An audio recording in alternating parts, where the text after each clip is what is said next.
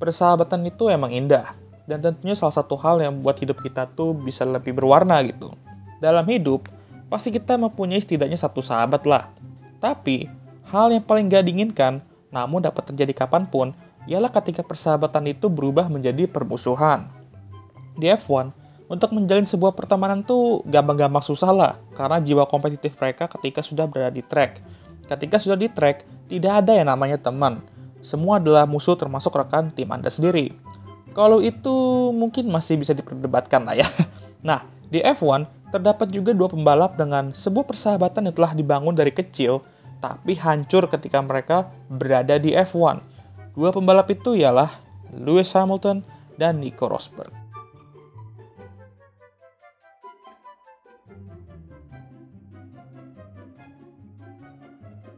Lewis dan Nico sudah kenal dari zaman mereka karting. Di situ juga mereka menjalin pertemanan yang hangat meskipun berduel di track. Nico sendiri debut di F1 pada tahun 2006 bersama Williams Racing, dan Lewis Hamilton debut di F1 pada tahun 2007 bersama McLaren.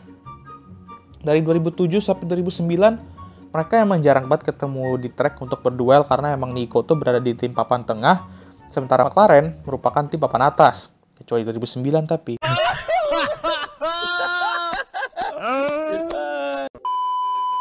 Tapi ada momen yang enak dilihat ketika mereka berdua tuh meraih podium di Australian Grand Prix 2008. Di cooldown room, mereka berpelukan dengan rasa girang.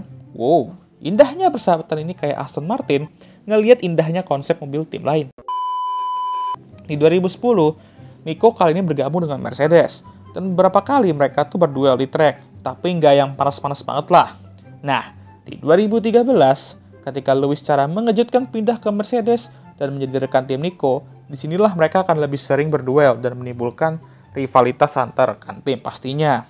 Saat itu semua orang yakin bahwa Mercedes itu memiliki driver lineup yang solid dan kedua pembalap memiliki hubungan yang baik dan dipercayakan kerjasama. Saat balapan kedua di Malaysia, sudah mulai terdapat momen panas di mana Lewis dan Nico itu berduel untuk posisi ketiga, yang dimana tim menyuruh Nico untuk menahan posisinya dan tidak menyerang Lewis. Yang dimana dia turuti meskipun ada rasa kesel dikit lah ya. Untungnya momen itu nggak terlalu disorot. Kenapa bang? Ya karena ada dua banteng dengan kasus yang sama di depan berduel untuk hal yang sama. Bedanya untuk kemenangan ini. Jadinya media lebih menyoroti duel itu. Sepanjang musim 2013, mereka dapat dibilang mampu menunjukkan performa yang baik, di mana Nico meraih 2 kemenangan dan Lewis meraih 1 kemenangan. Mobil Mercedes di 2013 ini qualifikasi cepat, tapi race pace mereka tuh kacau kali lah. Di pada musim kedua, ya nggak ada yang bisa ngelawan Asep untuk gelar juara. Jangankan gelar, kemenangan pun diambil semua sama dia.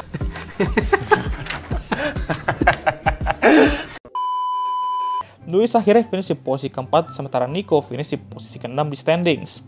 Belum ada momen panas lah setelah Malaysia. Tapi, di 2014 nih, ini yang menarik. Regulasi baru dengan mesin V6 hybrid, siapa sangka bahwa Mercedes di musim itu akan mendominasi F1 selama beberapa tahun ke depan. Dengan Lewis dan Nico yang saling jambak-jambakan di musim itu dan mempertarungkan gelar juara dunia. Dengan Nico memenangkan balapan pertama di Australia, sementara Lewis DNF, diikuti oleh 4 kemenangan beruntun Lewis dari Malaysia sampai Spanyol, termasuk duel spektakuler mereka di Bahrain yang benar-benar GG banget sih, dan sampai sekarang masih menjadi salah satu duel tuh, bahkan duel terbaik dalam sejarah era hybrid F1 ini. Lalu mereka terus jamak-jamakan sampai pada Hungarian Grand Prix. Momen panas kembali terjadi. Ketika saat itu, Lewis berada di depan Nico dan tim meminta Lewis untuk menyerahkan posisinya ke Nico karena dia menggunakan ban soft dan harus speed lagi. Sementara Lewis nggak perlu lagi. Ini biar Nico bisa nyalip pembalap di depannya. Tapi Lewis gak mau ngasih posisinya ke Nico dan mengatakan bahwa dia nggak mau melambat untuk Nico. Jadi kalau dia mau nyalip, ya nyalip aja gitu kan. Pusing amat. Pusing ya Mercedes lah Lewis. Akhirnya Lewis finish di posisi ketiga di depan Nico yang finish di posisi keempat. Sebenarnya Lewis juga nggak salah di sini karena ya title rival dia kan Nico. Ya dia nggak mau ngalah lah ke rivalnya meskipun situasi tim juga penting. Ya nggak tahu juga sih penting atau nggak mengingat dominasi Mercedes saat itu. Lalu momen panas kembali terjadi di balapan berikutnya. Nggak dikasih napas, langsung balapan berikutnya. Yaitu di Belgian Grand Prix. Di mana Nico mengalami kontak dengan ban belakang Lewis yang menyebabkan puncture. Lewis akhirnya harus DNF sementara Nico mampu melakukan damage limitation dan finish di posisi kedua. Disinilah hubungan mereka udah retak dan gak ada lagi yang namanya persahabatan, baik di track atau off track. Situasi keduanya semakin panas dan begitu juga duel mereka untuk gelar juara. Menuju Abu Dhabi Grand Prix, Lewis memimpin klasemen dengan jarak 17 poin dari Nico di P2, dan tentu Lewis diunggulkan lah. Nah, di balapan ini tuh untuk pertama kalinya sistem double points itu ditetapkan. Namun ujung-ujungnya hanya untuk balapan ini aja sih. Kalau Nico mau Jordan, dia harus menang dengan Lewis berada di posisi ketiga atau lebih rendah. Sayangnya Lewis lah yang menang balapan itu dan menjadi Jordan, sementara Nico DNF dengan masalah mobil. Lewis menjadi juara dunia untuk kedua kalinya di F1, dan tentu ini memukul Nico sedikit lah. Tapi dia bertekad untuk mengalahkannya di 2015. Datanglah 2015, dan Mercedes akan kembali mendominasi di tahun tersebut. Bedanya kali ini Lewis benar-benar satu langkah di depan dari yang lain, termasuk rekan timnya sendiri yaitu Nico Rosberg. Masalah Nico saat itu bukan hanya Lewis, tapi Ferrari dan Sebastian Vettel yang bakal sedikit merepotkannya di musim itu. Dan bahkan ya, menuju akhir musim, AC itu sempat berada di depan dia di standings. Musim 2015 itu benar-benar tidak berjalan sesuai ekspektasi Nico, dan beberapa kali dia juga apes di musim ini. Tapi momen panas kembali terjadi di US Grand Prix, di mana gelar Jordan dipertaruhkan. Saat start, Lewis sedikit mendorong Nico keluar track dan membuatnya turun beberapa posisi. Lalu Nico juga melebar pada lap 48 saat memimpin dan kehilangan P1 dari Lewis. Dan itu juga nggak ngebantu, yang dimana Lewis kembali meraih gelar Jordan ketiganya di F1 dengan sisa 3 balapan di 2015. Nico nggak bisa menutup kekecewaannya dan kekesalannya saat di cooldown room. Lewis memberikan topi podiumnya ke dia dan nggak sopan juga sih ngelemparnya. Mungkin emang biar kayak besties saja kali ya. Tapi dia lupa kalau mereka udah nggak besties. Tapi Nico nih ya, dengan kesel yang ngelempar topi itu balik ke Lewis kayak Ferrari ngelempar harapan mereka untuk juara setiap musim. Panas nih, panas. Tapi Nico mengakhiri 2015 dengan baik ketika dia memenangkan sisa 3 balapan di 2015 dan menjadi runner-up kembali di 2015.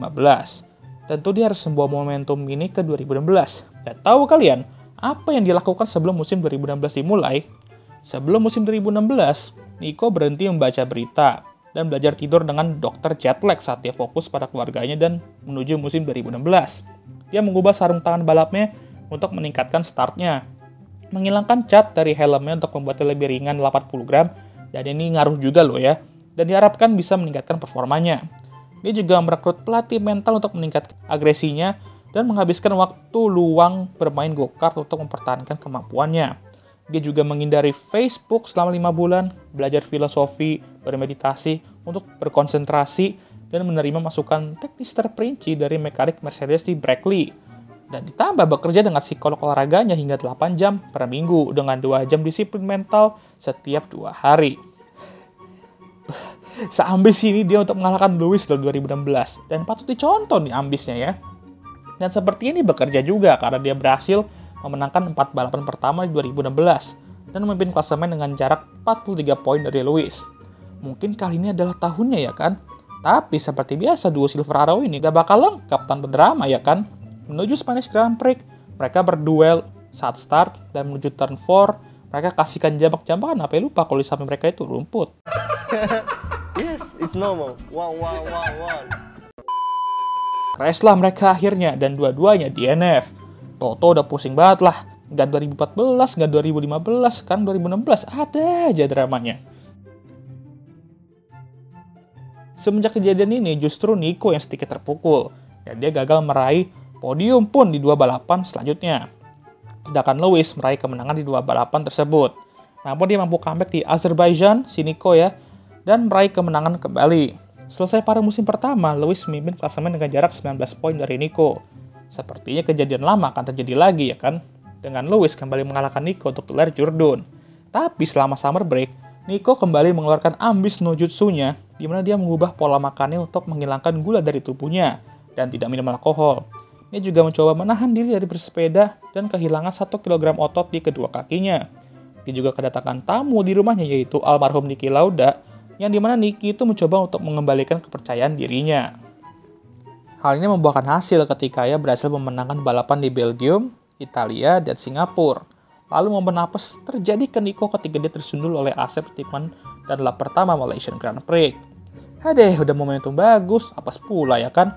Tapi plot twistnya ialah Lewis lain terkena double apes, di mana dia harus DNF karena masalah mesin. Nico pun juga berhasil comeback setelah tersundul di awal-awal dengan finish di posisi ketiga. Lalu dia menang di Jepang dan 33 poin di depan Lewis Hamilton dengan sisa 4 balapan lagi. Momentum kini berada dengan Nico Rosberg. Dan Lewis perlu bekerja keras untuk setidaknya memiliki harapan berduel untuk gelar Jordan itu sampai balapan terakhir. Dan itu yang dilakukannya dengan meraih 3 kemenangan di US, Meksiko, dan Brazil.